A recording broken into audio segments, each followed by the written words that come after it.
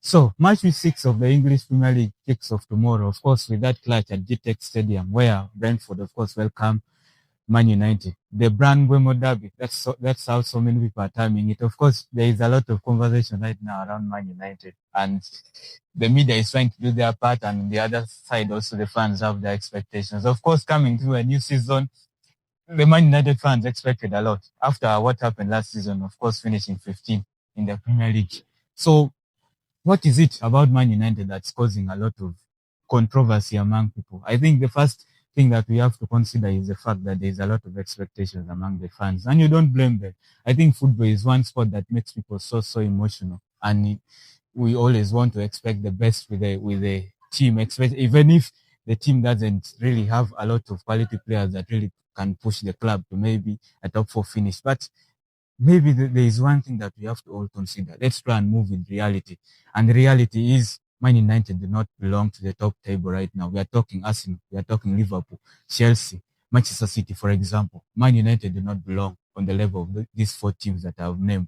But maybe we should also consider it in a way that maybe they should try and maybe cover the ground, because Premier League is no longer a top 6 league. It is a top 8 league. And teams like Bournemouth, Nottingham Forest, Fulham, Aston Villa, Newcastle, for example, are trying to now fight with the big boys too for European football. So it's no longer about a top, like Man United belonging in the top 6. No, it's not about that. It's about them fighting and finding their way back to the top. Of course, it's not going to be easy, because just like the concluded summer transfer window some weeks ago, teams have tried to also improve. It's no longer, we shouldn't just focus on one team. Of course, we are all, it's coming from a Man United fan, by the way. We are all trying to focus on our teams, forgetting about other teams. Other teams have also tried to improve a lot, because it's not just in a world where we have to focus on Man United alone.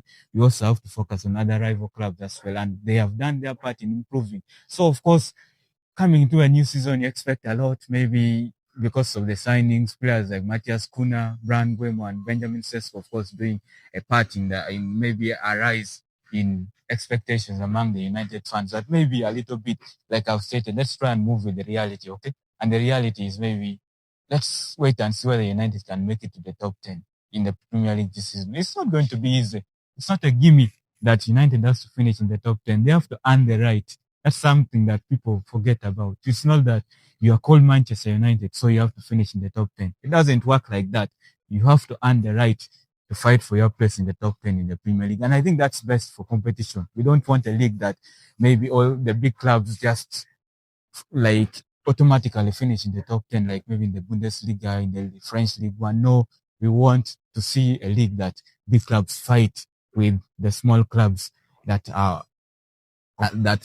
able to also fight with them. Of course, we would like to see these big clubs, of course, like competing against each other, because the small teams maybe don't have what the other big clubs have in possession. Of course, the main focus is on that clash at GTEC Stadium, like I've read, they're playing the Red Devils at home. They have won 3 of the last 4 clashes against the Red Devils. Of course, like I've already stated, it's the Bryan Mbeumo derby, and one player that has really caught eyes in terms of the new incomings in the different teams in the English Premier League right now is him. Bryan Mbeumo has been a very good signing for Man United. And so far, in the 5 games United have played so far in the English Premier League, there is a lot of optimism among the United fans that maybe the era of signing flops is maybe coming to an end. Of course, we still expect more from players like Matthias Cunha and Benjamin Sesko. A new front 3 for Ruben Amorim and his team. Of course, it adds more to the expectations. And United, right? At United, you don't get time. I think that's clear. Especially with the managers, they all know that you don't get time. So it's about win. Of course, Ruben Amorim is still to record a back-to-back win since being appointed the Man United boss last year in November. And maybe another stat to put into context is the fact that there is a lot of improvement. Of course, stats will always show us there is maybe progress or no progress with the team. And United right now have 81 shots, and they're expected to score 2 goals per game, but they're underachieving that, because so far in the 5 games that they have played, they have only scored 6 goals and conceded like around 10 in the process. I think it's 8. Yeah, it's 8, because they have shifted in 3 goals against Manchester City. They have shifted in 1 goal against one goal each against Fulham and Arsenal, and they have also conceded 2 goals against Burnley. So you can see defensively they're not that sound. I think there is a lot of like focus or attention on the fact that the United midfield is a problem, and I think it's an area that coming into the summer transfer window, a lot of the United fans expected United to strengthen. Of course, the midfield is a little bit light with the formation that Ruben Amorim and his staff plays, the 3-4-3. It's a little bit light because normally with that formation there are 2 central midfielders. So one of the key aspects with those players they have to have pace. I think that's one of the reasons why you are seeing a player like Kobe Mino, for example, not getting enough minutes as many people expected, and maybe Ruben Amorim opting with players like Manuel Ugarte and Casemiro, for example, to partner Bruno Fernandes. So maybe that's another key area that's affecting Man United. And we witnessed that at least in their second game this season against Fulham, where they struggled a lot. Actually, Fulham were so unlucky not to win that game. And that aside, for Brentford on the other side right now, of course, a lot of people are expecting them to fight relegation after losing their boss, Thomas Frank, Tottenham. Of course, Kate Andrews trying his level best to keep the bees in the English Premier League. It's going to be a tough ask because new boys like Sunderland, for example, and Leeds are also impressing a lot, and they want to not just come in as a first-time team and maybe go back in the championship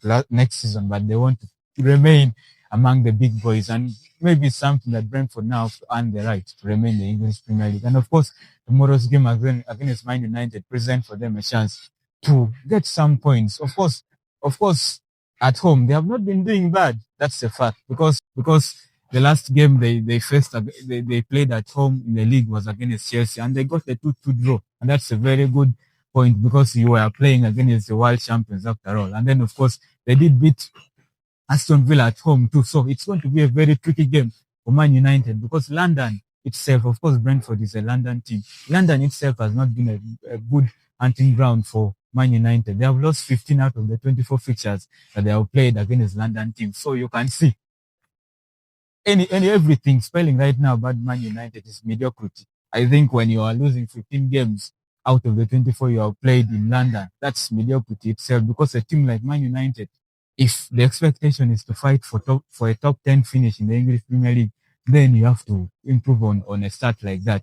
And maybe another start that's a little bit worrying is the fact that actually the last win that United recorded at home against Chelsea was actually the first time that they recorded a back-to-back home victory again under the same manager since December 2023 when they were under Eric Ten Hag. So you can see why United right now is going to be a very, very big ask for United to finish in the top 8, leave alone finishing in the top 10. So all my kind advice to all the United fans out there is try and lower your expectations, move with the vibe, move with the current reality, and try and support the team. All this drama around sacking the manager and everything won't work because I'm literally very sure, and this is coming from a very passionate Man United fan. I'm literally very sure that when they go and replace another person, when another person comes in, let's say Xavi comes in right now and replaces Ruben Amorim, the same cycle might actually repeat itself. It's what has been happening after all in the last decade, and also like of course including some more years onto it.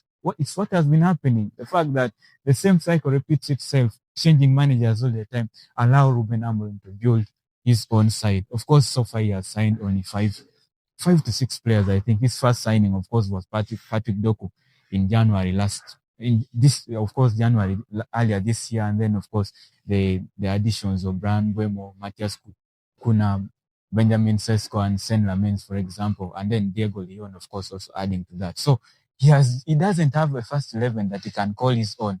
That's one thing that we don't consider. The 3-4-3 formation, of course, is different. One thing that you also have to notice is that the formation is different from the system. The dynamics around the formation is so much different because a coach can line up in a 3-4-3 formation, but the dynamics, might resemble that one of a coach playing a 4-3-3 formation, a 4-4-2 formation, a 4-1-4-1 formation. It's all about the dynamics around the formation, guys. It's not about having a back three, so it's a very bad formation. No, what's the system around the formation?